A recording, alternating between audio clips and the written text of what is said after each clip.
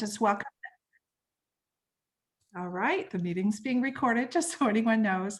My name is Rebecca Long, and I'm the current president of the Garden Club, and we just welcome everyone. We're very happy to see every face and every name, and we have a wonderful program ahead. We also have a program in June, which Martha will share with you. So our mission, just to remind people, is to educate, engage, beautify, and to give back. And we do all those things through a variety of activities. The education, of course, is occurring tonight, and we do that almost monthly. We engage in some of our special events that we hold. The Garden Walk was one, which we'll share a little more about in a few minutes.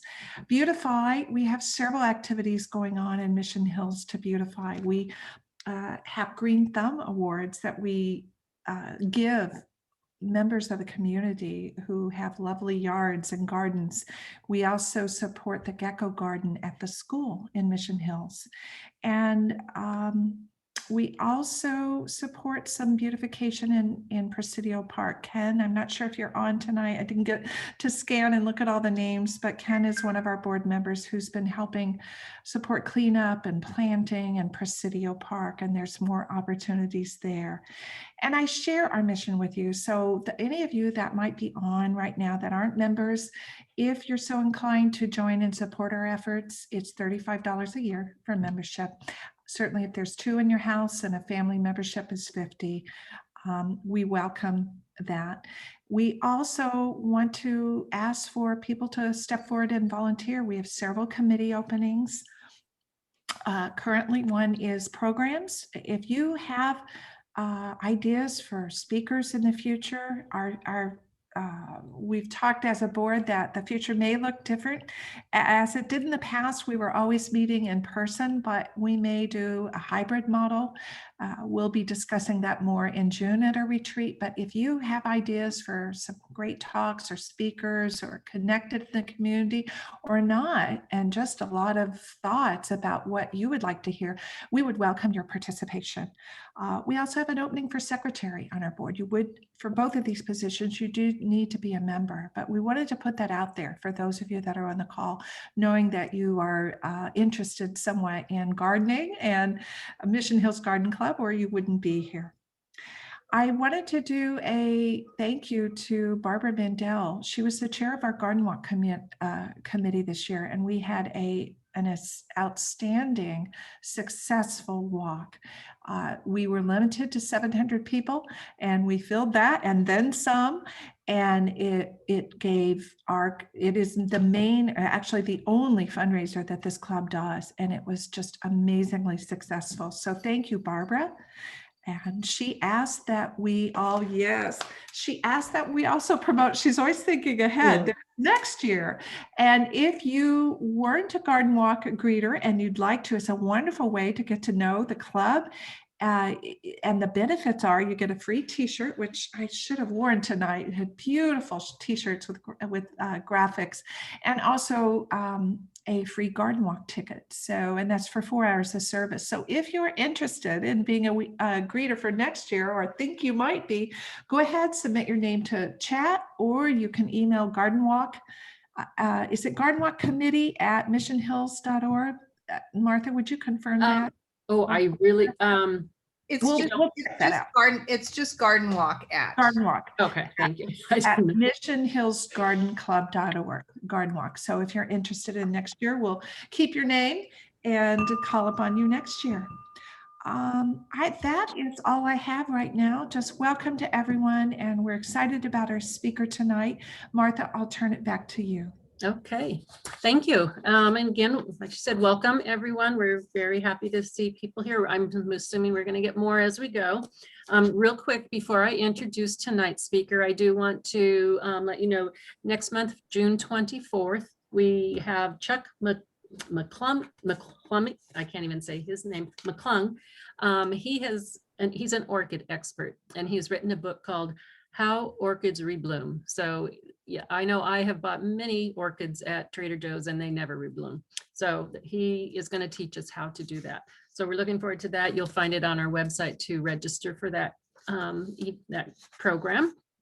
And so going on to tonight's program, I'm really excited to introduce Connor Leone. He is from ECOLIFE Conservation. It's a nonprofit organization. Their mission is to protect wildlife, natural resources, and the people that depend on them. And Connor is the Sustainable Agricultural Program Manager for them. And he is going to share with us tonight lots of information on the science of aquaponics and how they're utilizing the sustainable growing method to reduce resource consumption and increase food security. I've seen a brief part of this program. It's very interesting, but I will let him explain everything. And just to let you know, Connor is from West Virginia originally. He came to San Diego to earn his bachelor's degree in environmental studies at CSU San Marcos. He's passionate about bringing awareness to environmental challenges through education, and he hopes to inspire synergistic relationships between humankind and the natural world. So I'm sure you're going to thoroughly enjoy his presentation. So I'm going to, let me just say, Connor is going to be showing us slides. If you have questions, please put them in the chat box, and then we will go ahead and I will pass those on to him during the program. So, okay, Connor, take it away. All right, well, thank you for that introduction. I appreciate it, and I'm super happy to be here with you all this evening. It's kind of a nice way to wind down Friday Eve, if you will. So I appreciate it, and I was at the garden walk 2 weeks ago now, I believe it was, and really enjoyed kind of getting to walk around and see all the really cool things happening down there in Mission Hills. So got a little bit sunburnt, but it was a pleasant afternoon all the same.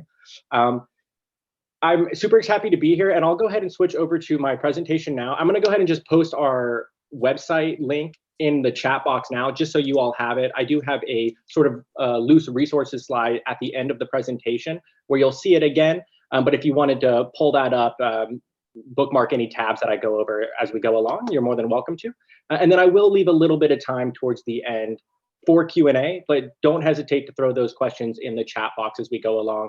If you want me to go a little bit more in detail on certain things, or if you find I've gone a little bit too quickly over something, go ahead and make that known, and I'll be sure to either revisit that topic or go a little bit more in depth. So I'll go ahead and switch over to my presentation now. Share screen.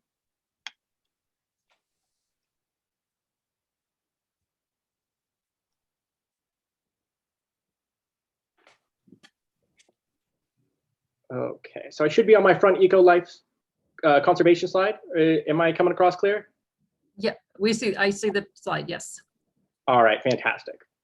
Well, thank you, Martha. Again, you gave a great introduction. I'll just go ahead and reiterate a little bit about who ECOLIFE is, why we do what we do, and then go over some of the different programs that we have. I, of course, am the Sustainable Agriculture Program Manager. So everything, when I talk about ECOLIFE, it's always going to be through the lens of agriculture, and in this particular case, aquaponics, as that is our main way of carrying out our sustainable agriculture program. So ECOLIFE, as Martha said, our mission is to protect wildlife, natural resources, as well as the people who depend on them. So our unique view of conservation recognizes that communities are only as stable as the environments around them, and vice versa. So by not recognizing that relationship between us and the natural world, we devalue the issues at hand and devalue our own responsibility in creating those issues and potentially resolving them. So everything that we want to do, and I'll talk about the programs that we have as well, do a touch on those.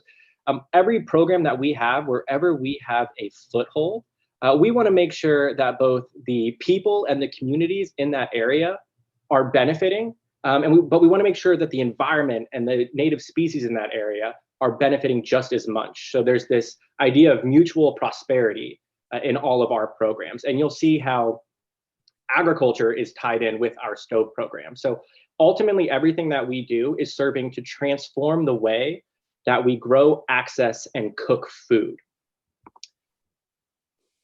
And that's where I'll start. So I'll start on the cooking end, and that's primarily in Mexico, where we have our fuel-efficient STOVE program. And that'll be the next couple of slides that I go over here, because I do feel that it really encapsulates our mission. And there are certainly some things while that's taking place in Mexico, a little ways away from us, there are certainly some things in your own gardens that you can do to help out with that cause. So again, the US program is primarily sustainable agriculture, and that is going to be largely through our aquaponics program, which will be the majority of our focus tonight. But before we get into it, I do want to talk a little bit about our stove program in Mexico. This is just a photo of one of the homes that we work with, and we've targeted a very specific area in Mexico for a very specific reason. And what we do is there are 3 billion people across the globe, which is almost a third of our world population, that are currently using these open fires. They're referred to as 3-stone fires, because essentially all it is 3 stones and a plate resting on top, and then you slide your wood, your biofuel underneath. About a third of the world's population are currently using that style of fire to heat their homes and cook their food. So there are, of course, a lot of issues that are present because of that. So, of course, exposure to burns are very prevalent. The inhalation of that smoke as well is going to lead to a lot of respiratory issues, chronic issues with eyesight. And unfortunately, it's mostly women and children who are affected by this, because they're generally the ones who are in the home most frequently. So indoor smoke pollution, as a cause of these stoves, is the #1 killer of children under 5. And beyond that, it's the 3rd largest contributor of disease. So this is a tremendous issue that's occurring all over the world. And what we've done is we've targeted Mexico specifically due to its proximity to the monarch butterfly's overwintering habitat. So what we are doing is we're going to build some fuel efficient stoves in these folks' homes that clean the air quality for them, and they reduce the demand for biofuel coming from the forest that the monarch butterfly is currently using for overwintering habitat. So the cost of firewood actually is much greater than you might think. And when I say cost, it's not necessarily monetary, although a lot of people there, if they're not harvesting it, walking hours upon hours each week to harvest that wood, they're going to have to buy it as well. So there is an economic burden using this method to cook your food and heat your homes. But we're looking at the larger cost as well, both to their health, quality of life, as well as the environment around. And you'll notice that there is the common theme here of how all of this plays into our relationship with the natural world. So across the globe, remember those 3 billion people are going to their local forest to harvest this wood for those open fires. So 55% of all of the biomass that's being harvested, being pulled out of these forests globally, is used specifically for these stoves. So it's a tremendous driver of deforestation, and as a result of that, a huge driver of habitat loss. And habitat loss, as you'll hear me repeat again throughout tonight, is the leading cause of extinction. So we're looking at different links in this chain that ultimately lead to failing environments and failing species. So here in Mexico, by putting in one of these stoves, we can reduce 6.8 tons of firewood per year per family. So this is what the stoves look like. They're Patsari stoves. We have them all around the monarch butterfly's overwintering habitat. We're at about 7,000 right now, and I do have a map of those stoves here in a moment. But essentially what these do is we get the stove off the ground, #1, so they're not at any danger of stepping in it, kicking a fuel log out of their fire. It's up off the ground, it's cool to the touch. We have the bricks, so nobody's burning themselves on the side of the stoves. And it's gonna use 60% less wood than it would the traditional, very inefficient open fire cooking method. So that 60% less firewood equates to a reduction of 3 metric tons of carbon dioxide going into the environment. So each year per stove, that's about 5 trees being saved each year, which is a tremendous amount when these stoves begin to stack up and we continue to build them down there. So you can see here in the background, if you can see my mouse, we do have a chimney here. So this is a really integral part, particularly for the people there. So it is a much cleaner burn because, again, we're using a lot less wood, and it's actually smoke heated in the back. So a lot of that soot is accumulating inside the stove as opposed to on the walls or in people's lungs. But ultimately, we're going to get that out of the home via those chimneys. So we're reducing that indoor air pollution by about 90%.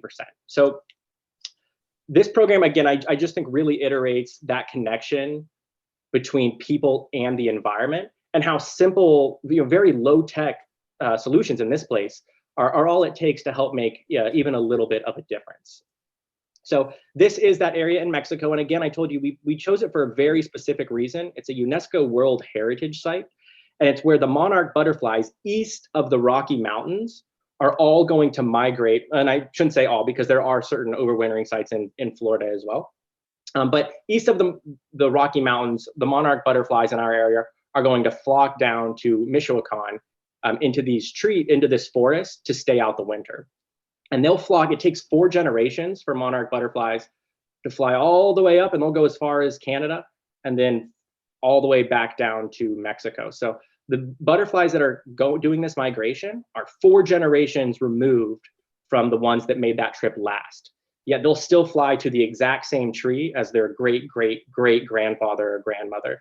It's one of the nature's kind of unexplained things going on right now. It's still for all purposes a phenomenon to a lot of scientists studying this issue.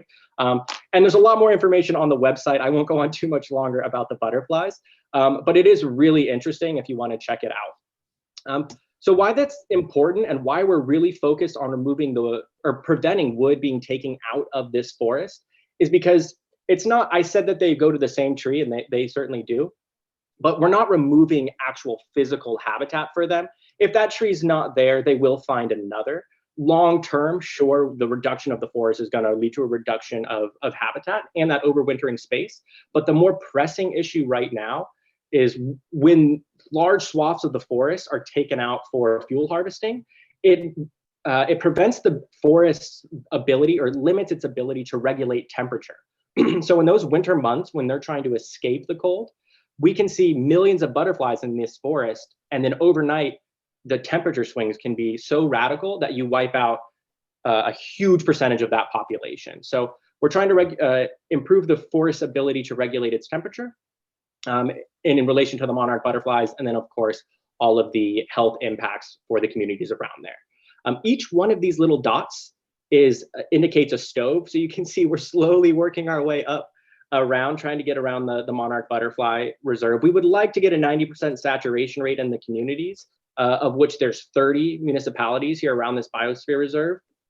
And this is about 75, actually I think we either just hit or we're coming up on 8,000, but this map here represents about 7,600 stoves. Our goal, just around the entire forest, is 26,500. So a lot of work in front of us here. It's quite a big project, but the team's moving really fast down there in Mexico, and we look forward to a lot of big things coming from them. So how can you do anything about it? Well, the native milkweed, and I'm sure a lot of you here on this presentation probably actually have some milkweed growing in your garden, and that's fantastic. The milkweed plant is actually essential to the monarch butterfly for its survival. It is the only plant that the monarch butterfly will lay its eggs on, and it's the only source of food for the butterfly, or for that caterpillar, once it hatches. So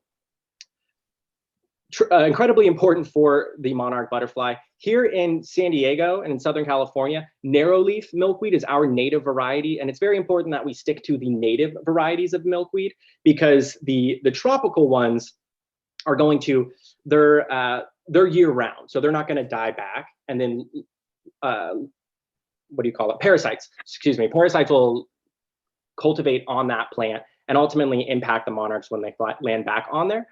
So if we can, let's try to stick to the native milkweed. Very important for the monarchs, and it's something that all of us can do. I have some out on our patio right now. I'm in an apartment, so it's a small space, but we do have some milkweed going out here, and it's something that anybody can take advantage of, and you'll get a lot of pretty monarchs flocking to your garden in return. So right now, milkweed in the US, as a result of traditional agriculture, the amount of chemical pesticides and fertilizers and herbicides are wiping out the milkweed here in the States. So it's really important for us, if we can, to try to provide that for the monarchs. And as a part of our agriculture program, we're really trying to reduce the amount of those chemicals that are leading to the loss of certain plants like milkweed.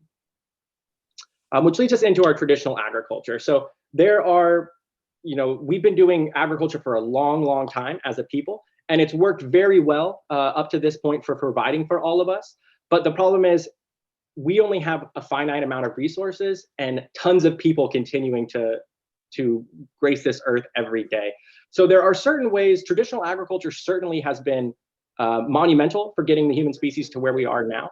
But there are certain ways that we can tweak it in order to make it more efficient for us in terms of providing food and also for the environment.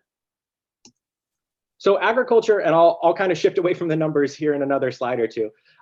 But again, as I said, our population is rapidly rising. So we're going to have to continue to increase the amount of food that's being produced every year in order to meet that demand. And the problem with that is we need that food, but it's going to come at a tremendous cost to our natural resources. So agriculture currently is using about a third of all of the available land space that we have as people currently for agriculture. And again, we're going to be needing to almost double that here in the near future. It's about 70% of our freshwater use. It's the leading cause of freshwater pollution from those chemical fertilizers that are going into the soil and running off into our waterways and streams. And similar to the STOVE program, species extinction is driven primarily by habitat loss. And the #1 cause of habitat loss is agriculture-associated deforestation. So by reducing the amount of land and space that it takes to grow our food, we're preserving habitats for other species that are already there or perhaps yet to come. So there are a lot of potential drawbacks to the current way that we're growing our food right now. And we're not saying that aquaponics certainly is the cure for the world and that's the go-to way to grow with food or to revolutionize agriculture, but it's certainly a more efficient way than we're currently doing it. And there are plenty of other alternatives out there. And I would love if anybody here has some things that you're incorporating currently in your gardens or things that you know of, or perhaps you've studied or have taken another interest in, definitely go ahead and throw those in the chat box. I'm always interested in learning about other things that we can incorporate into our programs to be more sustainable, to take better advantage of our resources, and more tools that we can use to educate people, because different methods are going to be more feasible for different groups of people. So the more that I know, the more information that we can share, the better towards ultimately reaching that goal of providing more food for people in a more sustainable way. So aquaponics, spoiler, that's our chosen method of growing sustainable produce. And I'm going to pause here and just break down really quick what aquaponics is, just so we're working with the same general definition. And I think it's a combination of hydroponics, which is growing plants in nutrient-rich water. If you look at this image behind here, there's a floating raft, and you can see the roots actually in the water. And they're just floating directly in that water. So this is actually our aquaponic system. But if you look at this just as a hydroponic picture, it's the same process. So we have plants that are growing directly in a nutrient-rich solution without the need for soil or in-ground growing. So we're combining hydroponics, which is growing plants in nutrient-rich water, with aquaculture. And there's a wide variety of fish, and I'll talk about what kinds of different fish we can use to grow in aquaponics. But basically what we're doing is with hydroponics, the farmer has to blend that solution. They look at what their plant needs, that nutrient profile, and using soluble versions of that nutrient, they're going to blend together a water solution, pour it on the plants or pour it in their grow area, and allow them to take it up that way. With aquaponics, we're utilizing the fish for the production of those nutrients. So we feed fish, the fish produce the nutrients for the plants, and we don't have to put them in ourselves. And there are certainly supplemental nutrients that we can add as farmers, but aquaponics in its rawest form doesn't depend on that. It's simply the waste that's being produced by the fish and converted into fertilizer for the plants. So we feed the fish produce waste, and the plants take it up. So with aquaponics and why we've chosen this method is in the most efficient aquaponic systems, we're actually able to use 90% less water and 90% less space when compared to growing traditional in-ground methods. We're actually able to get about 25% faster growth in these systems for a couple of different reasons. So we are able to test our water quality and ensure that they're receiving the exact correct amount of nutrients that they need at all times. So we're making sure that they always have that, that they always have what they need to grow. We could manipulate the light spectrums, which we have done with our smaller scale aquaponic systems, the classroom kits, which I have a slide of I can show you. So we can provide the exact light spectrum that they're going to need at different stages of growth. And they're all going to have exact equal access to that nutrient-rich water beneath them. So they're freely suspended, as you can see from our intern Paul holding up some of our plants here. The roots are freely suspended in the water in that system, so they're not at danger of becoming root bound. They're not fighting for water, fighting for nutrients. They all have exact that equal access. So we actually get a lot more efficient growth. And because of the closed loop nature of aquaponics, we can't use any chemical fertilizers or pesticides or any Henry, spray. you might find this interesting. Yeah, go ahead.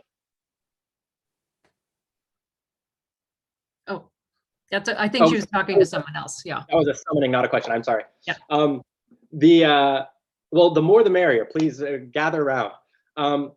So with aquaponics, we do have a couple different life forms in the system that I'll talk about. But essentially, adding chemicals to the system is going to kill off the biological presence in there that we want to avoid. Talking about aquaponics, using a closed system. Judith, can you mute? Thank you. So this is a really cool process because there are a lot of potential applications for it or different areas that we can utilize it. So we're not dependent, particularly here in Southern California, where we have a lot of droughts. We import, I think, 80% of our water, I think is the most recent number. We're very limited by the resources that we have.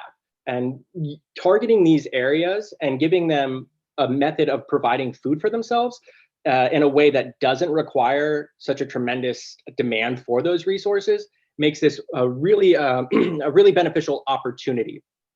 Because it's so versatile and where we can go. We don't need any fertile soil either, as you can see. And I definitely take note of these photos. This is our Aquaponics Innovation Center in the background, and I will give you a little inside peek here towards the end of the presentation of that system. But a lot of the photos are going to feature our commercial demonstration system. So keep an eye on those in the background. But because this system, there's no soil. We're not dependent upon the quality of soil because we're creating the nutrient profile within the water that those plants are in. Connor, real quick. Yes. You start these plants from seed? That's a question that someone asked. Oh, yeah. Yeah, so you can see directly in the system, and depending on the type of aquaponic system, it will be a little bit different. And when I talk about the different types of system, that'll be more clear. But we use a seeding table that we'll put them in little coconut coir husks. They're little like plugs. So we'll seed for about 2 weeks or so in those plugs and then move them into this system because the type of system that it is requires a large base of water. So the seed would otherwise slip through if we don't have a media. So what we do is, yes, we start them outside of the system. We germinate them for a week or two and then put them in the system. But with our EcoCycle, the classroom kit, or other styles of system design, we can just plant them directly in the system and they'll grow from seed. Thank you. So with aquaponics, another reason that we're able to get such an efficient use of our water is you can see, and as I go through some of these other images of the system, there are no exposed areas of water. So there's a lot of water in this system, but nothing is, there are no exposed surfaces. So we're losing very little water to evaporation. And as you all probably know, just from gardening or from watering your gardens, the largest loss of water that we have when growing plants or food is infiltration into the soil. So when we pour water on our plants, not our plants, but in the soil, a large percentage of that is just going to seep in the soil and run off or evaporate right there upon contact. So with aquaponics, there's zero infiltration because we're not in the soil. Everything that goes into the system stays there until it's removed in the form of the plants that are being harvested. So that's the only way. There's a little bit of transpiration from the plants, just the breathing of the plants, just the cost of growing. We're going to lose a little bit of water that way, and then whatever is retained within those leaves or the fruits, the veggies when we harvest them. It's also really, because we can do this in urban areas, my whole long-term plan with this program is to provide particularly low-income communities or food insecure communities, those who don't have access or reliable access to nutritional food, to provide them with their own sustainable food system. And that's something that we can do with aquaponics. We can build one of these systems to fit virtually any landscape, any environment. It can be indoors, it can be outdoors, and ultimately brings control of the food system back to those people. So we're eliminating the need to have it driven in from who knows where. We're eliminating the transportation and all the, the carbon offsets associated with that. And we're increasing access and hopefully lowering costs as well by making it grown there within their community. So a lot of different applications and potential for aquaponics because of the versatility of those designs. So aquaponics is certainly nothing new. This process has been occurring out in nature since the beginning of time. And it's similar with any type of fertilizer, or if you think of manure as well. The first historical accreditation of aquaponics is going to be in Aztec culture. So they had these floating rafts, chamapas. And basically there's just a lot of fish floating around in the water, and they were able to recognize how much better their plants were growing by being around that fish water, as opposed to them trying to irrigate soil elsewhere. So Aztec culture is one of the first places that we see aquaponics. But of course, in rice paddies and a lot of Asian cultures, the carp that live around those are just naturally fertilizing those plants. So what we've done with modern aquaponics is we've closed that loop. So we have taken the free exchange and therefore lack of efficiency in the natural environment, and we've closed that loop so that nothing we can control what goes into the system, and we can control what goes out. So with that, there is the different input of energy. So of course we have to feed our fish, where they're not just gonna eat whatever's in their environment, unless you're using your pond, in which case they might, a little koi pond in the front yard, they might be able to snag some flies and whatnot. But we do have to feed the fish. And in most cases, we need to provide a pump, something to move the water around. So we have to add some electricity as well. So there are different energy inputs in traditional aquaponics, but we've closed that loop and made it a much more efficient, confined system. So how aquaponics works, and I hinted at it beforehand, is we're feeding the fish produce waste, and that waste is converted by beneficial bacteria in our system into a form of fertilizer that the plants can take up. So there's beneficial bacteria in our system that takes the fish waste and moves it into a form of nitrogen that the plants can take up. And we call that the nitrogen cycle. So I have an infographic that looks a little bit better, but essentially the fish waste is presented as ammonia, and ammonia is toxic to the fish. So we need to get that out of there regardless. And if anybody has a fish tank at home, you have to do water changes pretty frequently, because ammonia and nitrite will build up in the system and become toxic to the fish. So that's an issue with the aquaculture industry that we're also able to solve with aquaponics, because instead of doing water changes to get the ammonia out, we're letting that bacteria convert it into a form of nitrogen that our plants can then take up. So the nitrogen cycle is ammonia. Our fish produce ammonia. Ammonia is converted into nitrite, and then ultimately into nitrate, which is the most soluble form of nitrogen for plants. So the plants can take that up more easily than any other form. So I won't go too in depth on this. There's no need to talk about what types, the names of specific bacteria or whatnot, but it is important to understand that this is really what makes aquaponics work. And this is what allows our plants to grow. It's that conversion of fish waste from ammonia into ionic nitrogen that the plants can take up, and that is in the form of nitrate. Here's just a little parameters. So we like to see our nitrates pretty high. Depends, 100's a little bit up there, to be honest. But we want to see nitrates in our system because we know that's food for the plants. They can take them up. But we want to see our ammonia and our nitrite at lower levels because, again, those are the ones that will become toxic to our plants. Or not to our plants, excuse me, but to the fish. And at no point in time are we going to, or at certain points in time, but we will never have constant zero ammonia and zero nitrite because that means we won't have any nitrate, correct?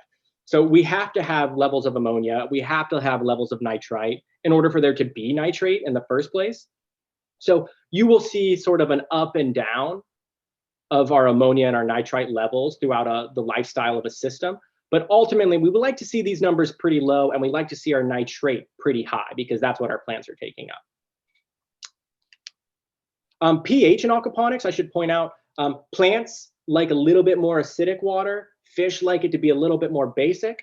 So what we do in aquaponics, and especially for beginner systems, we want to shoot at 7, so as close to true neutral as possible to achieve that balance. Now, in more established long-term aquaponic systems, that pH will drop because the nitrogen cycle does produce a little bit of nitric acid, so you'll see your pH drop a little bit over time, but we like to keep it as close to neutral as possible.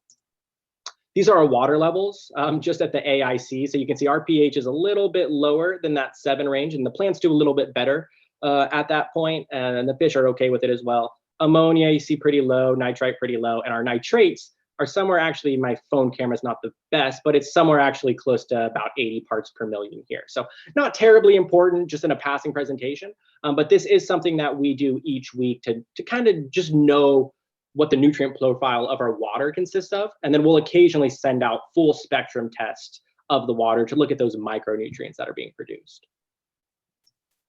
So what grows best in aquaponics? Well, I just told you that the main thing that we have being dependent upon fish is nitrogen. So plants that require nitrogen and really nothing else are going to be what works best. So I tell people anything that you would use as a base for a salad, or season a steak with. So lettuces, herbs, kale, mint, arugula, kale, a whole variety of herbs are going to be really popular. We do a lot of chard as well. There's a whole variety of plants that we can grow in aquaponics. These ones, because they just depend on nitrogen, are going to be the absolute easiest thing to grow. Now, we have done a variety of different other types of plants. And what we can do is take advantage of that hydroponic component. Remember, supplementing nutrients into the system in order to grow our tomatoes and our cucumbers and more fruiting plants. But even just a general aquaponic system, you can start seeds. And we've had people you started lemon trees, ornamental plants, of course, even watermelons. Now, of course, those have to be transplanted at a certain point. They can't live out their life in an aquaponic system. But we can grow a wide variety of plants in an aquaponic system. It's these leafy greens that are going to be the easiest to grow.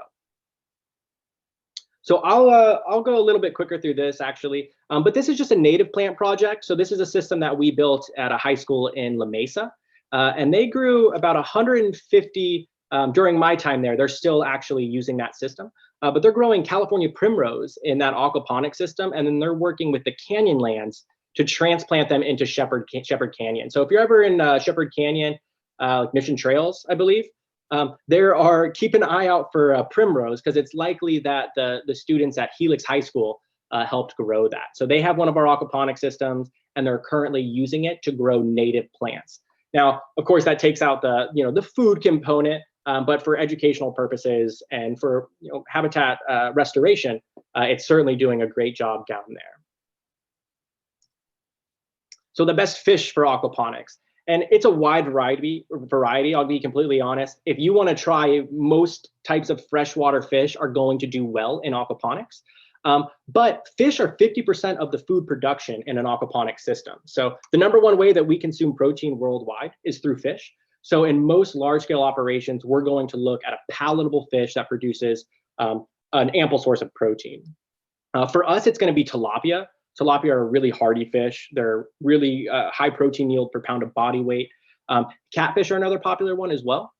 But really any type of, I mean, goldfish and koi, you wouldn't eat them, but they fetch a pretty penny for people who know what they're looking for. And they're just they're a pleasure to have around. So goldfish, koi, catfish, tilapia are very popular. Really any tropical fish, freshwater tropical that is, can be used in aquaponics. And in our small school systems, they are very popular. But you do want to keep an eye on their, they're an equatorial fish, so they're going to want their waters to be a little bit warmer. And if that were the case, then you want to, if you're using tropical danios, plecos, you're going to want to have, or not plecos, but platies, you're going to want to have an aquarium heater to make sure that the temperature is close to their natural environment.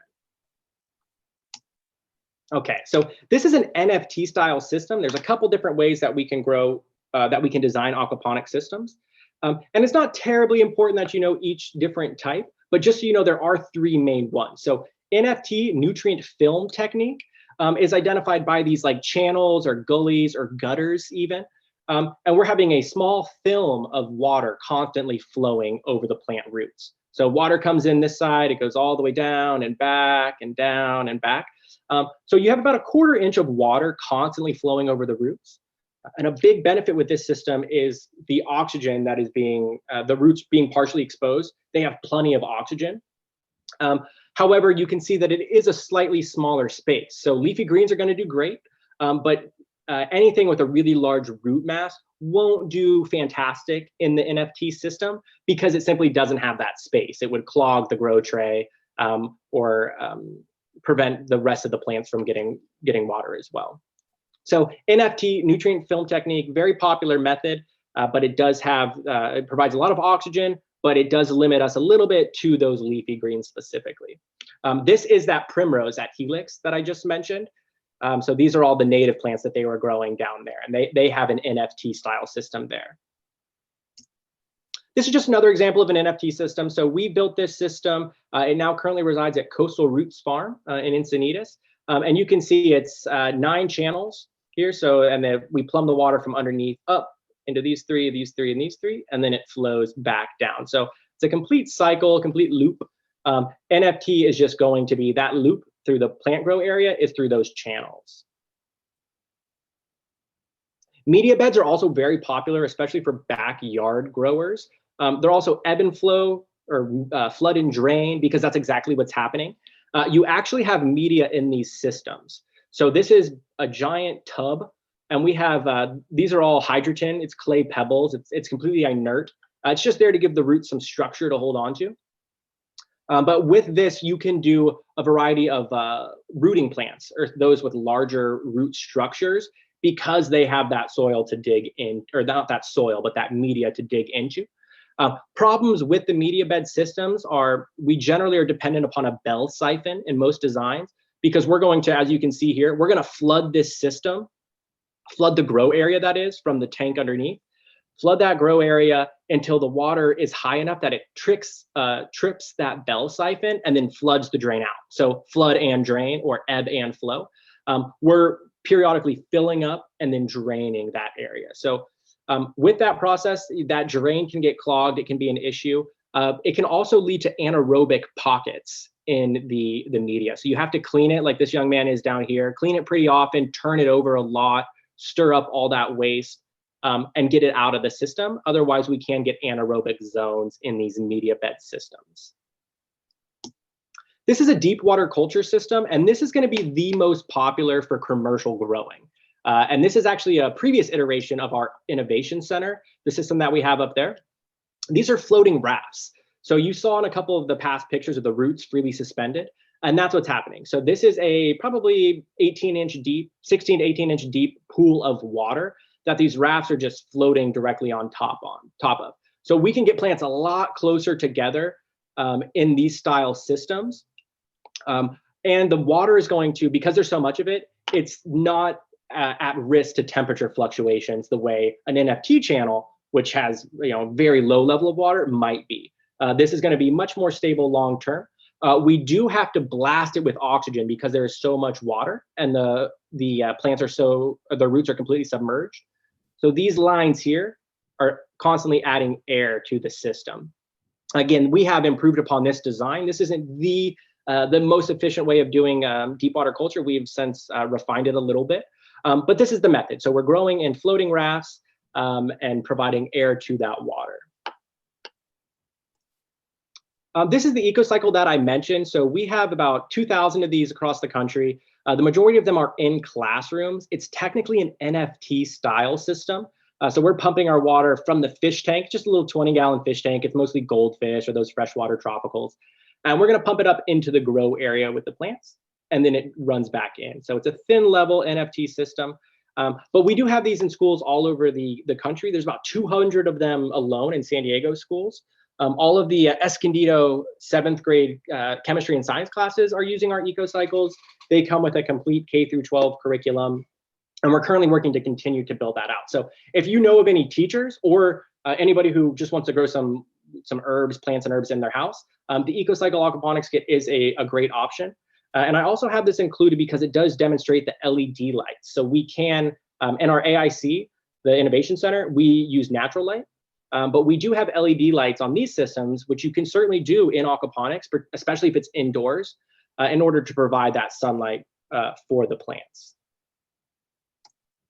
Okay, so this is our Aquaponics Innovation Center, and you're going to see quite a few images of it. I even have an overhead diagram. But what we have our fish tank back here, some filtration, which I want to talk about, and then our grow area. So this is a great picture because we have it split. We have some big tomatoes, big heirloom tomatoes going on, and our cucumbers simultaneously. Generally, we do either one or the other at a time, or we'll cycle them, older ones kind of down here, and then weed them out that way. But we have our fruiting plants on this side, so our cucumbers and our tomatoes, and then our leafy greens on the other side as well. So it is a deep water culture system. We're just using two different methods, we've segregated the two different style of plants based on leafy greens and fruiting. Connor, real quick, there's a question about where the fish are. So in all of like this deep water one, there's a fish tank attached nearby that you're pumping the water through? Yeah. Yes, that's a fantastic question and a very common one, particularly when talking about deep water culture, because these plants are floating in what would serve as a fish tank, right?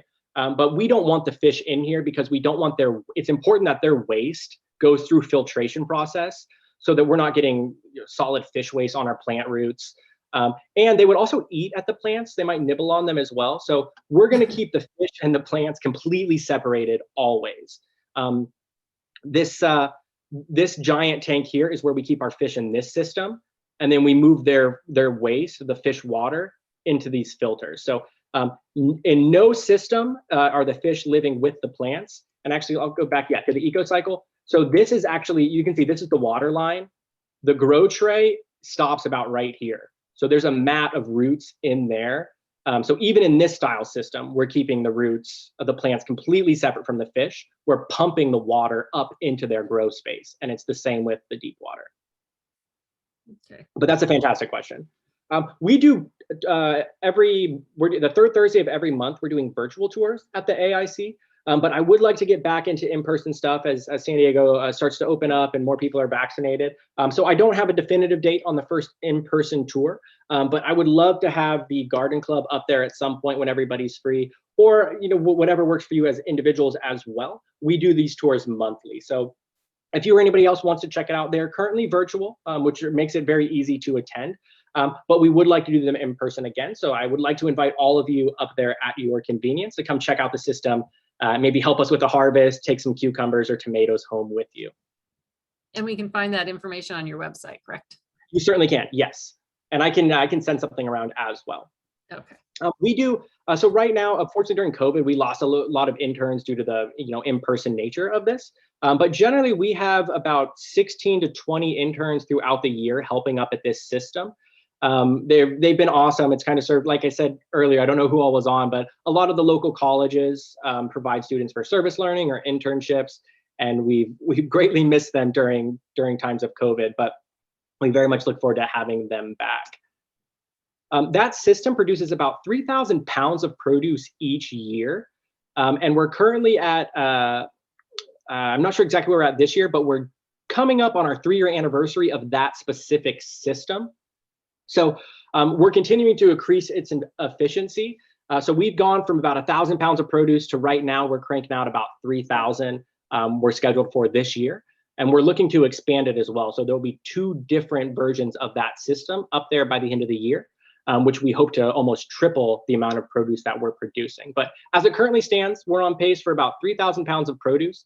All of that is donated to local NGOs around, primarily in Escondido, but Interfaith Community Services, Produce for Patriots is a veteran service, the Salvation Army here in Escondido. All of the produce that we grow is going to go back into the community. So we don't sell anything right now. It is all completely donated. Okay, so here's an aerial diagram, and it breaks with my slide format, the theme, but if you could forgive me for that, I think it's important to have on here. This is an aerial version of that system. I just want to walk you through the flow of that system because it's a complete loop. So we have our sump tank here, and for the purpose of a starting point, that's where we'll start, is our sump tank. It's the lowest point of water in our system, and we're going to use this water pump to move that water from the sump into our fish tank. The fish tank, this is where we have 300 pounds of tilapia at max stocking density. We're going to take those tilapia, we're going to feed them 3 times a day, and their fish waste, you can see this pipe underneath here. This is a self-cleaning fish tank. So the current in the water is going to pull the fish waste to the center bottom drain, and it's going to go through our stages of filtration. So you can ignore these 2 right here for the moment.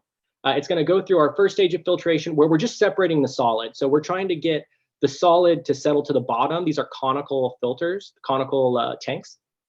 So we're going to let the solid waste settle to the bottom, and we're going to take the cleaner, less particulate dense water at the top, move on to the next stage. So these first 2 are what's called mechanical filtration.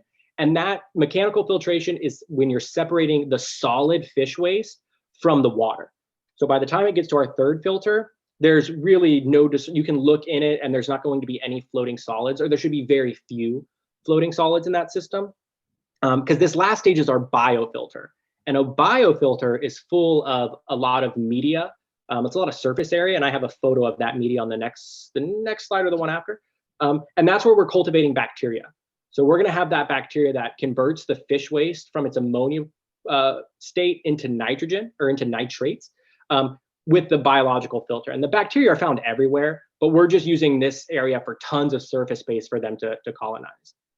Now, this second stage of filtration doesn't go in this initial loop. So I'll double back to that. But right now we're separating the solids, going through our biofilter, and then into our grow area. And this is where you saw the cucumbers and tomatoes. And then it's going to go down this line into our leafy green bed, where it ultimately drains back into the sump tank. So you can see it's a complete loop.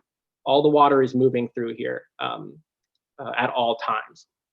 Now, that solid waste, we don't want to completely get rid of it. We don't want to just toss it out of the system because we would lose water and we would lose nutrients. So what we're doing with those conical tanks, and if my next slide is correct, I'll backtrack. But because it's a cone at the bottom, we can drain the solids that are accumulating into our it's called mineralization. So we're taking that solid waste that was too dirty on the first pass, and this is essentially water composting. So we're going to let it break down in there for 30 to 40 days, and that increases our nutrient profile by about 400%. So we're already getting tons of nitrates in our system, which our plants love, but we're getting a nice healthy dose of micronutrients and a much more rich nutrient profile by doing this. As I said, it's called mineralization, but you can think of it as that water composting. So nothing that goes into our system leaves, with the exception of what's harvested, so the plants themselves. All right, so this is the property that you'll get to see when you head on up there. Everything's on solar right now. We're at about 1,500 watts on that particular system, all of which is solar powered. This is just another angle. So again, the leafy greens, you have your fish tank down here and the filters, our cucumber and tomato beds. And again, it's that deep water. So keep in mind, as I flip through these images, it's the exact same process. They're just floating directly in the water. We do have some lines that train our tomatoes and our cucumbers to grow upward and then drape over this trellising. But the roots are all treated the exact same. So we're going to start down here on the next slide. So I have the fish tank and the filters. And I already explained them, but I just want to give you a visual what they actually look like in person. So the fish tank, This downline here has some holes. That's going to create the flow in our fish tank. So we get a clockwise flow, which is healthy for the fish. They need something to swim against. And it's also going to pool that fish waste into the center, making it self-cleaning. From there, it flows to these filters. So this is just what I spoke about. This is the 2 mechanical filters where we're separating the solid waste. You can see the lines up top because we're taking the top clean water after the solids have settled at the bottom. We're separating the solids from the water in these 2 tanks and then going into the biofilter, which is actually this one right here. But this is the media. So it's tons of little nooks and crannies and surface space for that beneficial bacteria to colonize and reproduce, and then ultimately be responsible for converting that fish waste into fertilizer for the plants. So these are the cones at the bottom. So these are full of the actual solid fish waste, which is then pumped through this line into a collection barrel that goes into the mineralization. There's a question. Someone said, Rebecca says that they have a small pond cleaned every 6 to 9 months. They dump it on their tomatoes unfiltered. Is that a problem? No, absolutely not. There, as long as it's on you're not getting it on like the plants themselves, it's totally okay as long as it's directly on the soil, because it's essentially just fertilizer.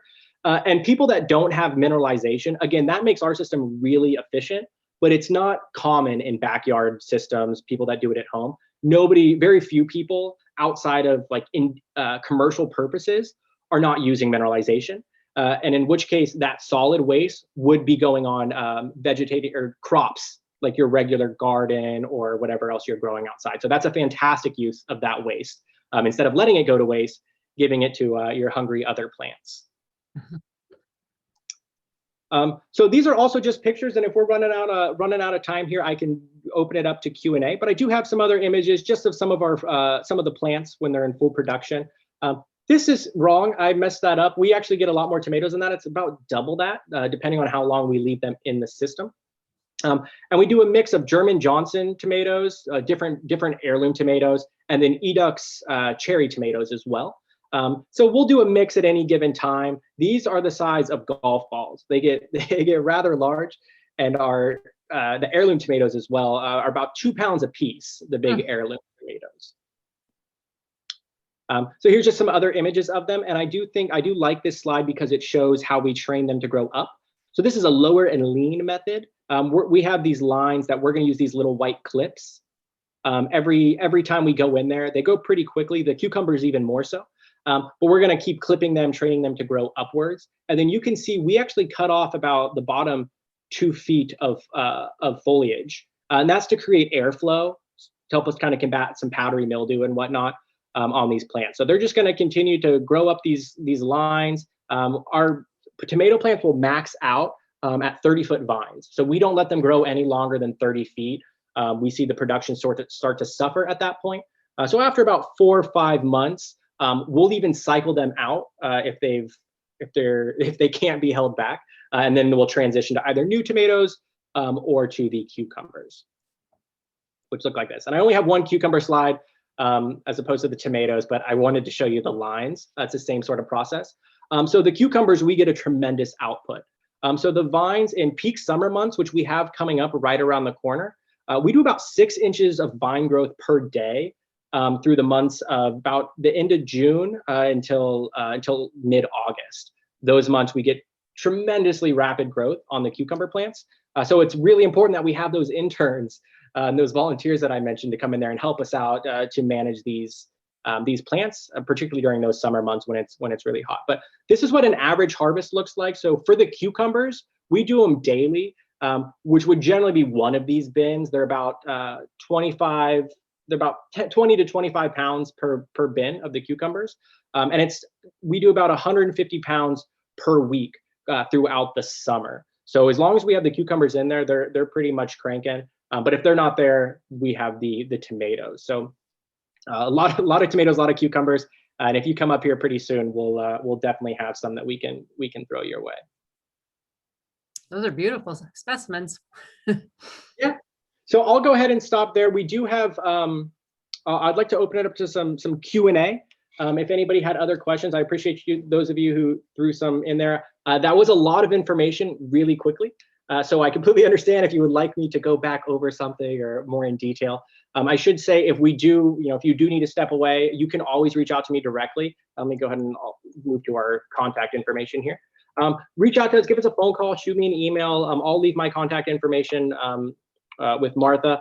So feel free if you have any other questions that don't get answered today, or if you need to just run off, feel free to reach out to me at a later date. Yeah. Thank you. Is this your only center you have? Is the one here in Escondido?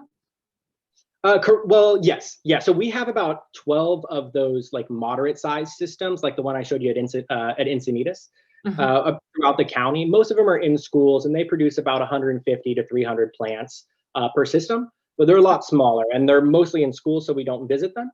This is our innovation center. So it's our larger system. We are looking to build it out. So I skipped over a slide, but we're designing an off-grid version of that system, and it is those NFT channels. And we're going to be able to get about over 4,000 plants in these. So this is going to have solar capabilities, rainwater collection, and it's designs that we can ship it off anywhere, and it can be rapidly assembled out of a container within a very short time frame to get communities food independent rather rapidly. So this system will be under construction starting next week up there. So we hope by the end of the summer to have this in full production. So we're also building out an aquaculture component in the other greenhouse. If you saw in that original image, there were 2 greenhouses. So we're ultimately going to have, by the end of the summer, we'll have 3 systems up there. We're really trying to build it out as a center for innovation, and having those different styles of systems will really help the education process. So I think by the time anybody is able to visit our facilities, we'll have several systems up there, but that is our only location. Oh, okay. Yeah. If anyone wants to unmute and ask Connor any questions, please go ahead and unmute to do so. That was a lot of information, but very interesting. Those plants look better than the plants in my garden. Turn my camera back on there. So I think someone mentioned, are there aphids? Do you have trouble with pests? Oh, yeah, no, that's a fantastic question. So we are in a greenhouse, so it's a little bit better, but where there's a will, there's a way. We're always going to have to deal with some pests. Aphids are a very popular one. Spider mites on the cucumbers are also very popular. And then ants in general, ants are pretty difficult. Like I said, we can't use any kind of chemical pesticides or anything. So what we do is we have like a soybean oil that will spray on the cucumbers to combat the spider mites. So it's a natural organic oil. And then we also, for the aphids, we've kind of done a couple things. So we've tried the ladybugs and lacewings. They're very expensive and they get everywhere and you need a lot of them. But we recently started putting marigolds in the last couple. We have 4 rafts of marigolds at the end of our leafy green section. And they've done a tremendous job of deterring and catching those aphids. So yes, we do get pests, and we have some natural methods of combating them as best we can. A diatomaceous earth is another thing. We line the greenhouse with diatomaceous earth to try to slow them down a little bit as well. Thank you. Any other questions? I have a question about the fish. Mhm. Do you keep them at a certain size, and what do you do with them once they get large? Do you give them to a restaurant to use and then just get smaller ones and let them grow? I'm kind of curious about that. Yeah, no, that's exactly right. So in a commercial system, when you're designing for that aquaculture, the fish production, they're going to have them in a very tailored size. They're going to harvest them probably every 12 months or so. Pretty quick turnover. You have high stocking densities, heated water, rapid growth. For us, we're going to let them, again, that's a demonstration system. We're not trying to crank out the output of fish. We do harvest about 50 pounds of them per year, and they are donated to some of our culinary partners. And it is tilapia, so they end up in a lot of tacos. But we also have done kind of taco parties for our interns when we've had to harvest them. But we'll let them get, some of them are 2 years old, which is older for a harvestable fish. But we've got like 2 to 3 year old 15-pound tilapia in there, which is absurd. There's a couple beasts swimming around in that system. So we're a little bit more relaxed on the harvest schedule. But once we build out that other greenhouse, it'll be a much quicker turnaround. And we hope to get about 300 pounds each year out of it. Thank you. Someone asked to explain the soybean oil, what it helps against.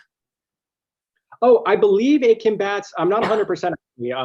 That would be specifically chosen by our aquaponics tech. The guy, he's up there, Martin, and he manages that system. I believe it has to do with the formation of the aphid's egg when they lay them, so they don't hatch. I believe it affects the structure of the eggshell, but I could be wrong. So double check me on that. But I believe it had something to do with the integrity of the shell. For the home gardeners, besides the aquarium system that you showed, are there any easy and affordable systems on the market out there? Yeah, I would say that you're always going to be better off designing your own. We have a lot of resources that could help with that. There are systems that you can just buy. You could probably do a Google. I know there are a handful out there. None of them are fantastic. And the bang for your buck is definitely going to be in building it yourself. And really what you need is essentially just a basic backyard system, a culture tank for your fish tank, some form of filtration. And in developing countries where aquaponics is very popular, it can be a 55-gallon drum with an old used fishing net, just a lot of surface area for bacteria. There's different cheaper, Metalla is a common material as well for really cheap, like your pond filters. So a pond filter will work as well as a type of filtration for the system. So that's very basic, and then a grow area. So fish tank, some type of filtration, and then a grow space. You can probably do it for $500 or so. Go to Home Depot. You're gonna have to buy some PVC and whatnot. But that is probably the best bang for your buck. You can design some pretty cheap systems if you're resourceful. But as far as out of the box models at a backyard scale, there aren't a ton out there. And I think that the learning experience of building it will help with the long-term success of your system as well. Thank you. Oh, there's another. Do you see the chat now, Connor? Yes. So the sump tank. So it's actually not really a part of the filtration. So we do have a valve in there, so we can close it off. We can stop the water from going into the tank, back into the fish tank. It is our lowest area of water. So if for some reason, general rule of thumb, sump tanks should be about 20 to 30% of your capacity, because the water level is set by your fish tank and then the filters that they flow into. So if there's a power outage or somehow that flow stops, the water is going to collect in that sump tank because it's the lowest point. So that's where the majority of our water will pool in that instance. And it's also where we dose. So we utilize it as our starting area. So we have an automatic pH doser where we can put either acidic compounds or bases more common than not. We'll dose directly into the sump tank. It's kind of our mixing barrel as well. Iron, not so much. We'll put that, like iron, magnesium, that sort of thing, we'll put directly in the beds. But for pH, we control our pH through the sump tank. So it's the lowest area for water, and it's also our dosing space. Oh, and there was a question, what do we feed the fish? So the fish are just standard fish food. What you look for is crude protein. So we're at about 35% crude protein. And what that is selected based on the desired amount of, it's called TAN. So it's total ammonia nitrogen. So ammonia comes from the protein that the fish eat. So in their waste, the more protein you're feeding them, the more available ammonia in their waste. So it's just off the shelf tilapia food. I could find the actual brand and share a link if anybody has tilapia and you're interested in what we use. But you're looking for a high level of crude protein in order to produce that amount of ammonia, the desired level of ammonia in the tank. And that's how we decide how much grow space we want. So you could do it either or, I guess, at whatever step. But we decide how big our fish tank's going to be, okay, how many fish we can, or how much we want to grow, and then we size the fish based on that. So my tank's X, X volumes. I need to grow for 500 square feet of grow space, so I need X amount of nitrate present. And then from there, you go back to the tan, and then it's okay. So how much protein do I need to give them to produce the ammonia, to produce the nitrate for that amount of space? So food doesn't really matter all that much brand wise. It's really the protein that you're looking for. And as possible, you look for a sustainable source or companies that are environmentally conscious.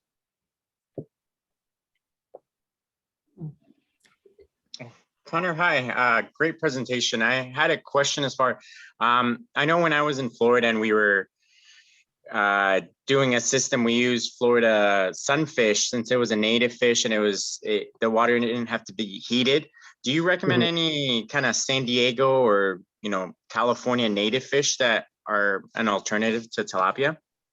No, tilapia are super easy is partly why we do it, and the protein. We have used, I don't know specifically any natives that jump out to me. What we've done at the schools, bluegill, I don't know that bluegill are true natives, but they're found very frequently throughout San Diego and California at large. So bluegill are a really popular one if you're just looking for ease. You can go fish those out of just about any lake or pond. So we've used a lot of bluegill in the past, but I can't think of any true San Diego natives off the top of my head. We are also super biodiverse in San Diego, and I know a lot of the species, more so in our county than any other, are endemic to San Diego, meaning they're only found here. So if they are native and endemic, we probably can't fish them out of the water, but I don't know specifically any off the top of my head. That's a really good question though. Make a note. Okay, does anyone else have any questions before we finish? This was great information, very interesting. Real quick, the type of plants you grow, I noticed you have the leafy greens, you have the tomatoes and cucumbers. Do you grow anything else yet? Oh, sure. So we do, those are like our staple crops. We'll do like rainbow lettuce, chard. We also do cilantro, parsley. We've done varieties of beans and peppers. Peppers take a little bit longer to grow, and they're not a great yield for the people that we donate to. So we've experimented with quite a few different things. Cilantro is another one. Right now we're primarily butterhead lettuce, the butter crunch, rainbow chard, kale, like I said, the marigolds at the end. We have cilantro and parsley in the system. And then we have the cucumbers and the tomatoes right now. And it's just because we've got that down to a T. We know exactly how much we can produce in a year with those crops. The leafy greens do alternate a little bit. I just listed off, it's quite a variety for that space. And that's just because we're always kind of testing out what's going to grow best, and also what like the people that we're donating it to, what they want. So if they say, the lettuce is wilting before we can get it out, or our constituents don't like kale, then maybe we'll dial back on kale a little bit, kind of based on what their needs are at the time, because the turnover on the leafy greens is pretty quick. We're not dependent on waiting for a vine to come to production with those. So the leafy greens turn over pretty quick, and like I said, you can do a lot of beans, peppers, that sort of thing. We go for kind of rapid production on that leafy green side. Very good. Okay. Well, I guess we'll wrap this up. We thank you so much, Connor. This was very interesting and great presentation. So thank you very much. And thank you. Yeah, we'll be posting your information, on our website and so forth. And of course, we recorded this, so we'll share this information. So, well, it's my pleasure. Thank you again for having me, and I hopefully I look forward to hearing from some of you soon. Yes. Okay. Thank you so much. All right. Take care. Good. Thank you. Good night, everybody. Thanks, Connor. Have a good